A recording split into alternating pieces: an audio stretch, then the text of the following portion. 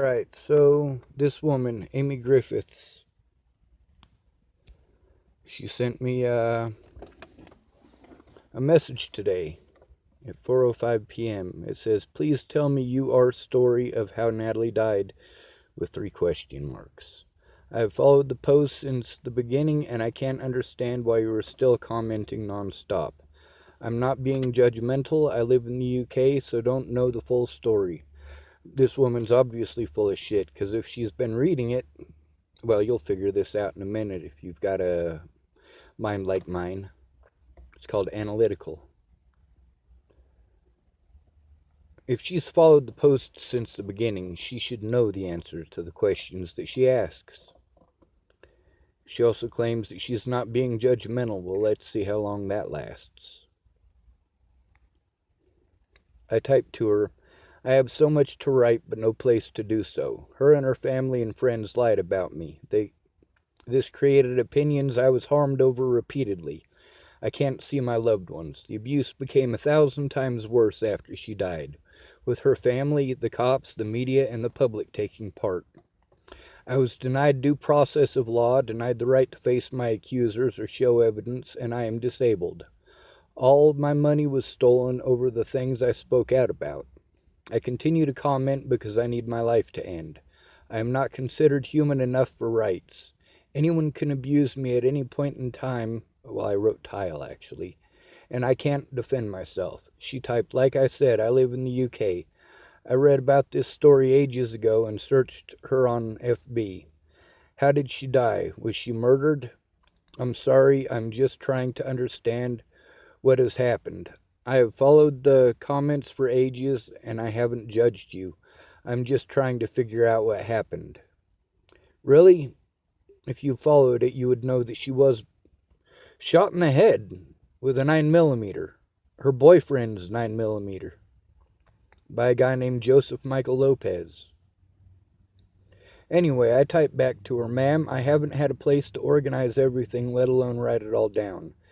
I need help getting a safe place. Typing to 400 people who aren't going to help doesn't do me any good, and as much as I want to share, typing isn't the way to do it. Too much has happened." She typed, "Okay, I have you the time of day, thinking you would tell me what happened and defend yourself. You can't tell me what happened, so I can help to believe what I read. Have a nice day." I typed, "You didn't want the truth. You wanted to harass me. I gave you the time of day. You chose to treat me like trash for giving it to you. What the fuck is wrong with you? You have been following me for a year and didn't even know she was murdered? You are brain damaged."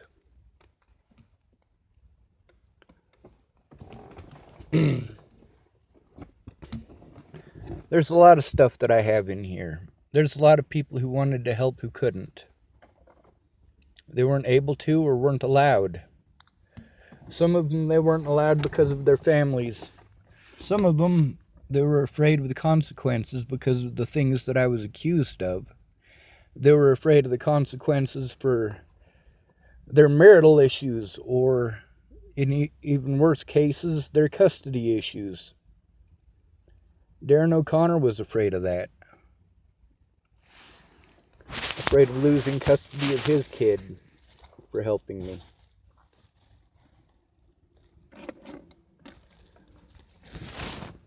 People wanted to help but weren't allowed. They were too afraid. There's a lot of people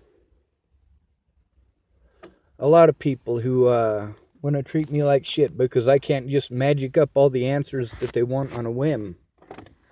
I've got to go through thousands of screenshots to find the parts that they want in specific. And in a lot of cases, I haven't even taken screenshots of the stuff that they want to know. I've had difficulties doing so. Lack of room on my electronics. Lack of electronics in many times, places, and occasions. Lack of a place to work on it. And that's the thing. People aren't understanding of the fact that I don't have the basic resources required to defend myself against this onslaught. There are at least 7 Natalie Bollinger groups dedicated, fully dedicated to slandering my name and harassing me and destroying evidence and destroying my Facebook and destroying my YouTube. They already destroyed my YouTube and they destroyed several Facebooks. Meanwhile, many of these people who you are protecting have multiple Facebooks, like Ted and Derek Apodaca. Sorry.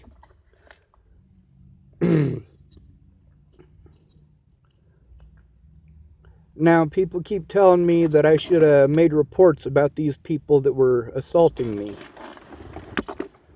With all due respect, I'd been assaulted by the police in Boulder County before Derek Apodaca assaulted me. Going to the police has so far resulted in me being assaulted on multiple occasions and injected with mind-altering drugs. Fuck you. Now there's a lady who is going to take me in. This is what happens every single time something like this happens. This lady who is going to take me in Buffalo. She's got heart issues and she's got to go in for surgery. She can't take me in now. I don't have the money to go there anyway. So I still don't have a place where I can sit down and be left alone to actually work on this. A place where I can talk about it, which I can't do in public. A place with electricity where I can plug in and not have to fucking spend money that I don't have. Many of the people who tried to help me out, they're in fucking financial binds. For them to help me out, they have to put themselves into a further financial situation. Because my money was taken from me. Before my money was taken from me, it was all spent trying to appease the courts for the things that happened to me, while I was never allowed to make a report. And so much has happened that I need 2 full solid weeks to sit down and actually type it all out and go through all of that evidence, all of those screenshots, and organize that stuff. You guys expect me to do this through a panic attack? See, there are things that I am incapable of doing without the proper environment. I had to replace so many things because the police wouldn't do their jobs, or because they outright lied and stole evidence. Starting with Detective Jai Rogers and Detective Mark Peterson. They outright stole my computer. They lied outright. That computer has still not been returned. I had to replace it so that I could collect evidence to actually go after these predators. When I went in for Joseph Lopez's trial, I went there also to file a report against those officers. Those officers made sure I wasn't allowed to do that. I was the one who remained calm in court, while Ted Bollinger was screaming at the top of his lungs about me being a child molester and about how his little girl was just a girl. Yeah, she was just a little girl when he raped her, too. She was an adult when we started hanging out. People like Derek Apodaca, who are child molesters, and Tim, the bitch boy Beeson, who is a child molester, and Ted Bollinger, who is a child molester. These people belong in prison. But because of the way that I was painted, thousands of people have taken part in the threats, harassment, and intimidation. A lot of these people that I'm pissed off about, people like Katie Cahill, it's because they were witnesses and even active participants in the bullying, or victims of the bullying and didn't come forward. People like Aaron Cockerham, people like Karamia, or Kara Rogers, as her real name is. Meanwhile, Miss Shelley, she didn't want to talk to me directly. She wanted to use a go-between. Remember I was telling you about that whole telephone? Yeah, well, that Kara Johnson lady had it out for me to begin with. While she was pretending to be my friend, pretending like she was going to help me, she was busy typing trash and talking shit in these Natalie Bollinger groups. When she got a hold of me to say it was a rough day in court, she had heard from Miss Shelley it was a rough day in court, and she was reaching out to me.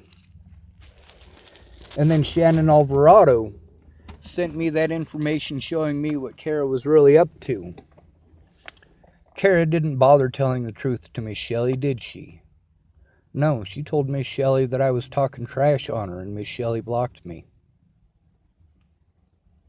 Instead of finding out directly from the source. That's the thing. Instead of thousands of people taking part in this and my name being slandered across the United States, the whole world, I should have been able to sit down with my accusers and hash this out like fucking adults.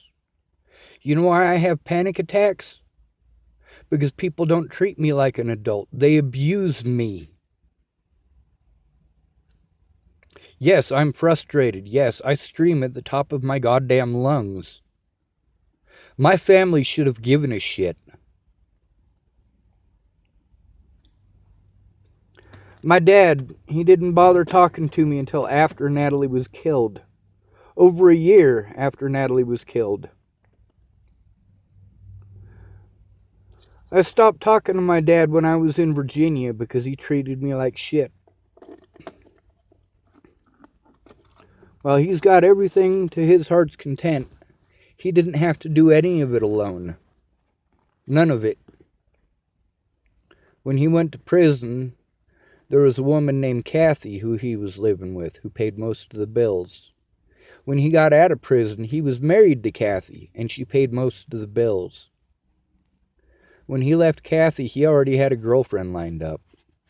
That's the woman he's married to today. Her name is Diane.